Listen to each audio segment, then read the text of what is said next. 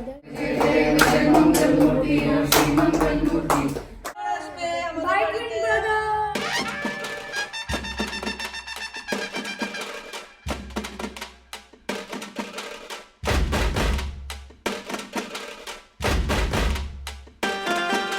This is Chandrima. Welcome and welcome back to my another vlog. সবাই কেমন আছো? আশা করি সবাই খুব খুব ভালো আছো। আমাদের একদম পাশে যারা আছে তারা হচ্ছে বাঙালি। নেবারের সাথে সাথে এখন তারা আমাদের ফ্যামিলি এবং বন্ধু হয়ে গেছে। আর ওই দাদা দিদিরা গণেশ পুজো করে, তো আমরাও সেই আনন্দে সেই উৎসবে সামিল হয়েছি। সেই আনন্দ উৎসবে সামিল হয়ে আমরা দুজন মিলে, মানে দুই পরিবার মিলে, তার সাথে আরও অনেকে আসবে, সবাই মিলে সেই গণেশ পুজো সেলিব্রেট করবো। আর সেই সেলিব্রেশনের এখন চলছে আয়োজন পর্ব। আজকে আমি আর রিমিদি মিলে চলে যাচ্ছি একটা জায়গায়, যেখান থেকে আমরা পুজোর বেশ কিছু শপিং করে নিয়ে আসবো। তো সকাল সকাল এই জাস্ট 9:30 বাজে আমরা এখন বেরোচ্ছি। আয়োজন পর্ব থেকে পুজো পর্ব সব কিছুর আনন্দে আমার সাথে সাথে তোমরাও থাকবে সামিল।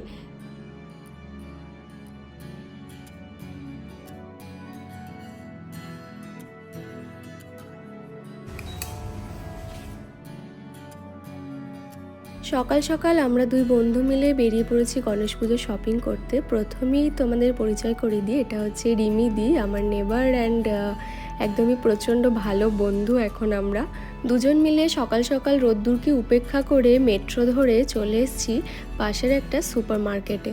আর ঢুকেই যেসব জিনিসের দিকে চোখ যাচ্ছিল সেগুলোর সমস্ত কিছু ডাক উপেক্ষা করে আমরা কিন্তু আলটিমেটলি কাজের জিনিসপত্রের দিকেই এগিয়ে এসেছি। ভালো লাগবে। আর পিছনে ধরো গ্রিনটা থাকতে সিম্পল ছোটর মধ্যে চাও, ফালতু অত কোনো কাজে। ক্যান্ডেলটাও ইয়েলো ইয়েলো নিয়েছো। আজকে আমরা বেসিক্যালি ডেকোরেশনের জিনিসপত্র নিতে এসেছি, মানে ছোট্ট করে যে ডেকোরেশন করব সেগুলোর জন্যই যা লাগবে। তো 2-2.5 ঘন্টা ধরে দুজন মিলে অনেক কিছু শপিং করে 4 বস্তা জিনিস নিয়ে এখন আমরা আবার মেট্রো ধরে ফিরছি বাড়ির দিকে।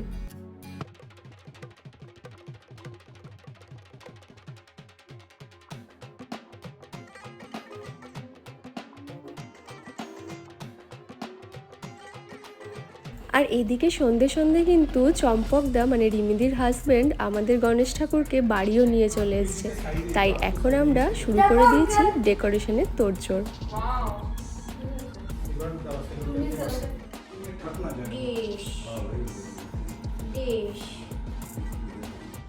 It will go, everything will go on the blog. Yes, it will. No, but not my dancing. You're dancing, including your eating. আর এই বিচ্ছুটাকে যেটা দেখলে, এটা হচ্ছে আমাদের সবার আদরের রিও, মানে রিমিদি আর চম্পকদার ছেলে। পুরো ব্লগ জুড়ে এর বিভিন্ন কাণ্ড কারখানা তোমরা দেখতে পাবে। আর দেখতেই পাচ্ছ আমাদের ডেকোরেশন কিন্তু পুরো দমে চলছে। তার সাথে এক মারাঠি দাদাও এসেছিলেন, যিনি আমাদের ডেকোরেশনে বেশ হেল্প করছিলেন। এদিকে ঘরের ভিতরটা বেশ খানিকটা গুছিয়ে নেওয়ার পরে আমরা চলে এলাম বাইরের দিকে, কারণ দরজাটা একটু না গোছালে কি ভালো লাগে। আর চম্পকদা এত লম্বা যে চম্পকদাই আমাদের এখানে হেল্প করে দিচ্ছে। আবার আমরা দেখো বলছি এটা ওখানে, ওটা ওইভাবে যাবে, যেটা আর কি হয় আমাদের ডিমান্ড। আর সব কিছু শেষে এই যে ব্যাপারটা, একসাথে বসে খাওয়া দাওয়া, গল্প, মানে দেশের বাইরে এই জিনিসটাকে সত্যি সত্যি খুব মিস করি। তবে পাশে এই ধরনের নেবার থাকলে কোনো কিছুই আর মিস নয়, সব কিছুই হিট।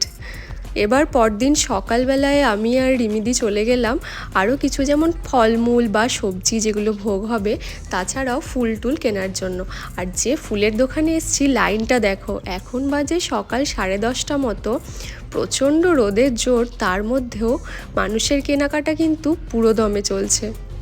एक साथ आपका पकड़िए, एक मिनट इधर मेरा में खाली नहीं ना, এটাতেই হয়ে যাবে না? হয়ে যাবে না। ঠাকুরের গলায় পড়লে ये कितने करते हैं? 30 40 30 1 फुट 2 फुट बड़ा कितना चाहिए? 1 फुट थोड़ा ज़्यादा चाहिए। 1 फुट और 2 फुट। हाँ, और 2 फुट। হাফ অ্যান আওয়ার লাইনের পরে অবশেষে আমরা দোকানে ঢুকে আমাদের যা যা ফুল লাগবে সব নিয়ে নিলাম। এই ফুলে সুপার মার্কেটে সাংঘাতিক ভিড় ছিল। তো এরপরে আমরা চলে এসেছি এখানে মিষ্টির দোকান, পুরানমাল বলে একটা রেস্তোরাঁ কাম মিষ্টির দোকান আছে, নর্থ ইন্ডিয়ান। তো সেখানে আমরা এসেছি। আর দেখো কত রকমের লাড্ডু আর মোদকের কালেকশন। তবে ভাগ্য ভালো যে ফুলের পরে আর মিষ্টির দোকানে এসে লাইন দিতে হয়নি।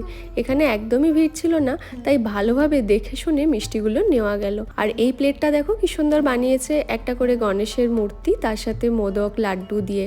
মানে কেউ যদি কারুর বাড়ি যায় গণেশ পুজোয় তাহলে কিন্তু গিফট পারপাসেও ভালোই নিয়ে যাওয়া যাবে। আর এদিকে স্টক দেখো মোদক আর লাড্ডুর, মানে আমি তো দেখে অবাক, ওয়েস্ট বেঙ্গলে তো এত কিছু দেখিনি কখনো। এখানে এত মারাঠি আছেন, আর তাছাড়াও এখন মোটামুটি সব স্টেটের লোকজনই গণেশ পুজো বেশ বড় করেই করেন। তো এরপরে আমরা ওই দশকর্মার একটা সুপার মার্কেটে চলে এসেছিলাম। বেসিক্যালি এটা একটা তামিল সুপার মার্কেট, কারণ আমাদের ওই চৌকির ওপরে দেওয়ার একটা লাল কাপড়ের প্রয়োজন ছিল। তাছাড়াও ফুলের দোকানে দেখতেই পেলে তোমরা কীরকম ভিড়, ওখানে না আমরা পান আর সুপারিটা পাইনি, তো এখানে এসে অবশেষে সেটা পেলাম। আর তারপর বাড়ি এসে ফাইনাল ডেকোরেশনের পালা। আর এদিকে চলে এসছে আমাদের পাশের অ্যাপার্টমেন্টের মণিদীপা দিও আর তার 2 ছেলে মেয়েও। আর রিওকে দেখছো 2 বন্ধু পেয়ে কিন্তু এখন একদম খোশ মেজাজে। আমাদের বাড়িতে এরকম মা একটা কিনে রেখেছে।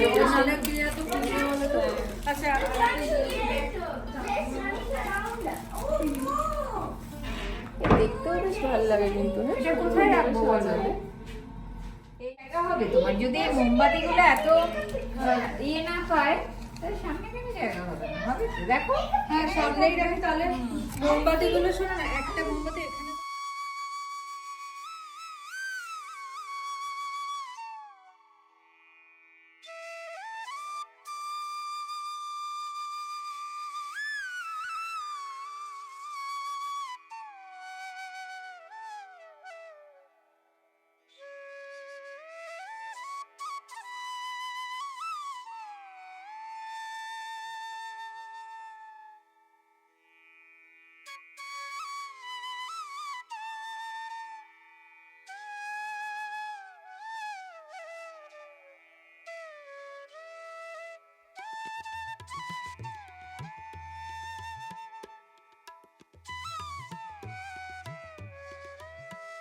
আর এতক্ষণে আমাদের গণেশ ঠাকুর মালা পৈতে উত্তরীয় সব কিছু পরে একদম পুজোর জন্য রেডি।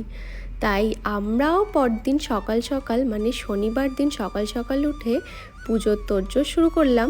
আর এদিকে চম্পকদাও কিন্তু পুজোয় বসে গেছে।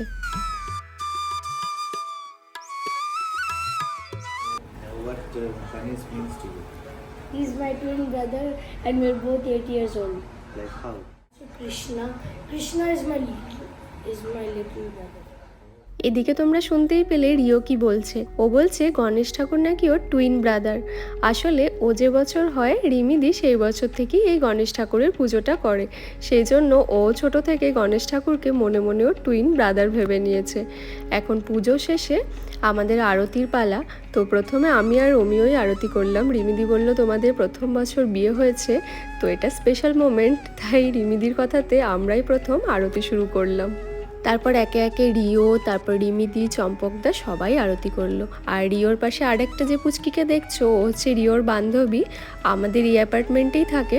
পুজো বলে সকাল সকাল স্নান টান করে ও চলে এসছে, তাহলে আর রিও একা একা ফিল করবে না, কারণ যত যা গেস্ট সবাই তো ওবেলা মানে ওই সন্ধ্যের দিকে আসবে।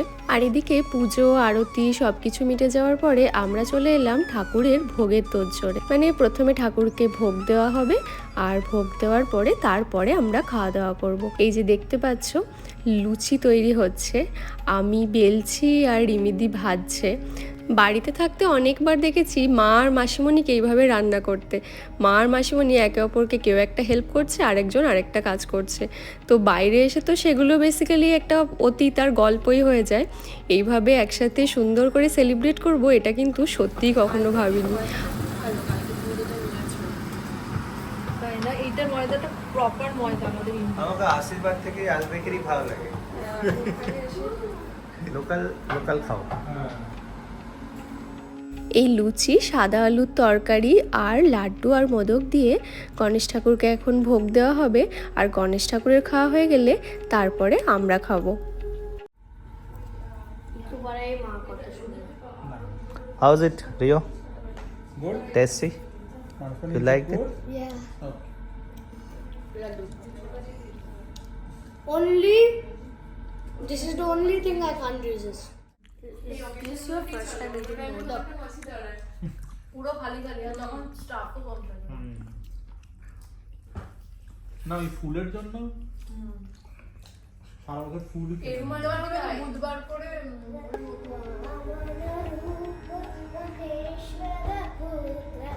You look?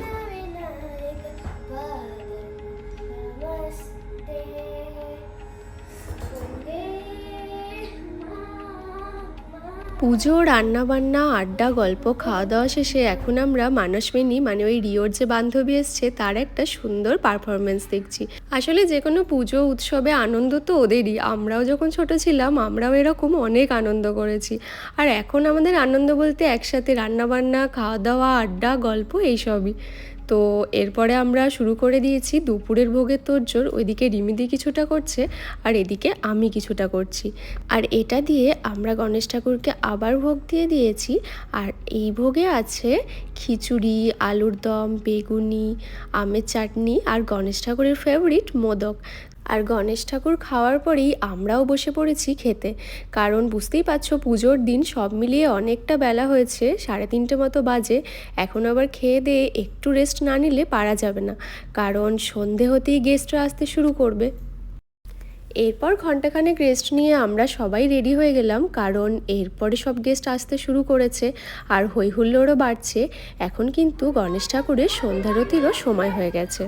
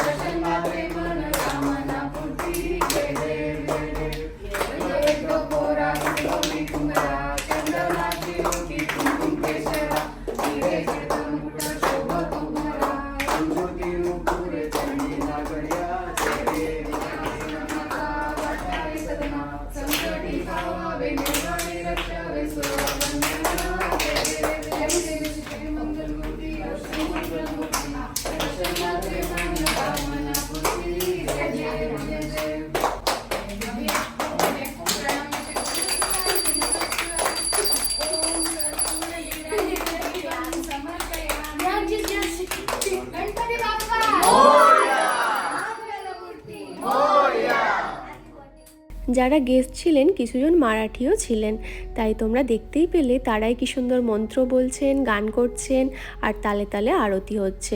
সব মিলিয়ে আমরা তো বটি, বাচ্চারাও মানে কুচোকাচা তো প্রচুর হয়ে গেছিল, সবাই সব মিলিয়ে প্রচুর আনন্দ করেছে। তবে আজকে মানে পরদিন সকালে, রবিবার সকালে কিন্তু আমাদের সবার মনটা ভীষণ খারাপ, কারণ আজকেও বেলার দিকে গনুদাদা চলে যাবে। তাই সকাল সকাল আমরা এসে গনুদাদার নতুন মালা পরিয়ে দিলাম, ভোগও রেডি। আজকে ভাত, 5 রকম ভাজা, ডাল, ফুলকপি, পায়েস সব দিয়ে গনুদাদাকে ভোগ দেওয়া হয়েছে। গনুদাদা সুন্দর করে পরিষ্কার করে চেটেপুটে খেয়ে নিলে তারপরেও আগের দিনের মতো আমরা খাবো। কোনো উৎসব, আনন্দ বা যে কোনো ইভেন্ট ওই আসবো আসবো হচ্ছে ওটাই মজা, কারণ এই চলে যাওয়ার মুহূর্তটা, ফুরিয়ে যাওয়ার মুহূর্তটা সত্যিই বড় কষ্টের। যে কোনো কিছুই, যেমন আমাদের দুর্গাপুজোও হয়ে গেল মানেই আবার সেই একটা গোটা বছরের অপেক্ষা। তবে এটাও তো ঠিক, যে কোনো জিনিস না ফুরালে আবার নতুন করে আসার বা পাওয়ার আনন্দটাও তো থাকে না। তাই কি আর করা যাবে, যতক্ষণ এখনও ঠাকুর আছেন ততক্ষণ আর না মন খারাপ করে এনজয় করে নিই। আর কিছুদিন পর গণেশ ঠাকুর তো আবার মায়ের সাথেও মামার বাড়িতে আসবে। দুপুরে আরতি, ভোগ সব কিছুর পরে আজকে সন্ধেবেলায় গনুদাদার বিসর্জনের পালা।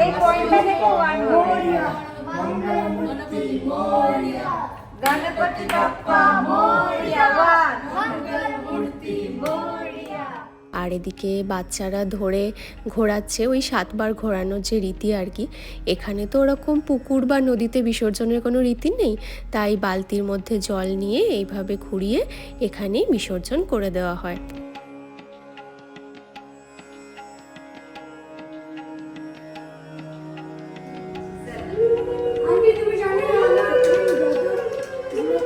তো এখন গণেশ ঠাকুর বিসর্জনের পালা। আর ওইদিকে রিমিদির হাতে যেটা দেখছো ওটা রুমালে লুচি আর মোদক বাঁধা আছে, কারণ রিমিদি বলল গণেশ ঠাকুর যখন বিসর্জন হয় তখন নাকি লুচি করার রীতি আছে। আর ওইটা দেওয়ার কারণ হচ্ছে যখন ধরো ছেলেরা বা মেয়েরা বাইরে যায় তখন মায়েরা দেয় না বেঁধে, যে রাস্তায় বা পথে খিদে পেলে খাবি, সেরকমই। কি মিষ্টি কনসেপ্ট বলো। তো যাই হোক, এখন এই ব্লগটা এখানেই এন্ড করলাম। সবাই খুব ভালো থেকো, সুস্থ থেকো। জানিও ব্লগটা কীরকম লাগলো। যদি ভালো লাগে লাইক, কমেন্ট, শেয়ার, সাবস্ক্রাইব করে দিও। দেখা হচ্ছে খুব তাড়াতাড়ি অন্য কোনো ব্লগে, অন্য কোনো গল্প নিয়ে। Till then, tata, bye by.